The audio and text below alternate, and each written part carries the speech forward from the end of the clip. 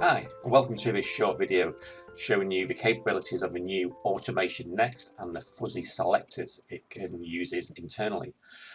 This is a test case which is going to verify the login capabilities of our UiPath admin application. And the way it works is we want to check that when I try and log in with invalid credentials, I do get the login failed screen appears on the application. So here we can see we've got the standard automation going through, and then we're going to basically verify that the login failed does exist, and then close down the application. So if I execute this particular test case, what it will do, it will go through, open up the admin application, do the login, verify the login failed appears, and come back, and obviously that test case is now passed. But what will happen is over time the developers will get in there and they'll want to be changing, upgrading the new versions, and here we've got a new version of the admin application, and I just simulated this by passing it an argument of v2, and that will then allow the system to show us a completely different login screen. So the bank has now been rebranded, we've got a new logo, we've also changed the username to ID and password to PWD, but also we've changed the submit button to now a login button. Functionally, this is identical to the old version, but clearly this is going to be a challenge now for the automation and the robot to go in there and actually perform the login. And indeed, if we try and run exactly the same test case with the new version, so I can simulate that by passing the argument of v2 to the same executable. What we'll see is when we execute this, it will perform the same action, start the application. This time we get the new login screen, and it's now having difficulty trying to find where to actually type the username. And eventually it will time out and tell us that the selector could not be found, because indeed the username field doesn't actually exist anymore for that particular selector.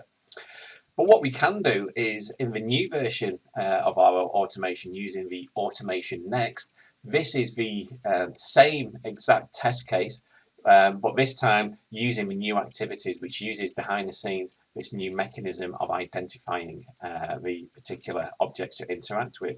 So what I can do is, again, I can run exactly the same test case. This time if I run it, we'll see this was recorded against the legacy version of the login screen. So it will go through, open up the legacy version, perform a login, verify that the login window failed, and come back and it will have passed. So if we now go in to the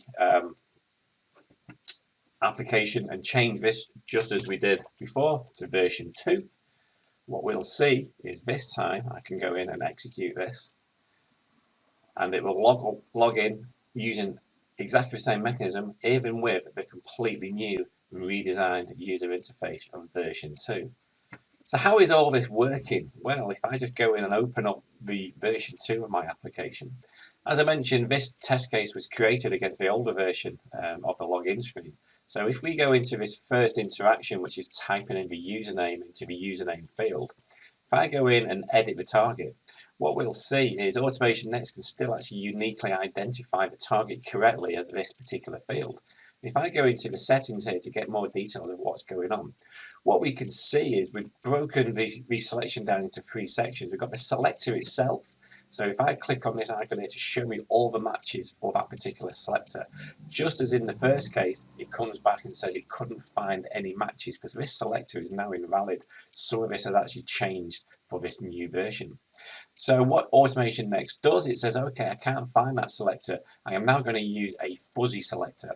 And what the fuzzy selector will do, well, depending on the level of accuracy, will go in there and use that selector, but automatically put some like wild characters in there and some logic behind the scenes, so it doesn't need to be a 100% accurate match. It will go through and use the best logic possible to still uniquely identify the particular fields, and we can change the accuracy with this slider here.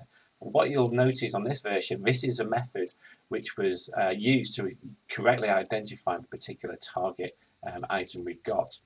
What we can also have is, you'll notice we have the anchor. Now the anchors are automatically created when we recorded this particular test case, and this can also be used to uniquely identify the particular objects on our screens to make sure that any slight modifications don't actually alter the accuracy of the selection. Even if now the fuzzy selector also fails, what we can also then do is go down and even fall back into using the good old-fashioned image selection. So we could go through and say, okay, we want to also try and identify the element using this particular image, and again, you can change the image accuracy. But all of this is completely automatic and behind the scenes, and hopefully you'll realize that using automation next in your test cases will ensure that you're going to be able to create significantly more maintainable and robust test cases, and any minor modifications your developers do won't propagate through to making all of your test cases invalid.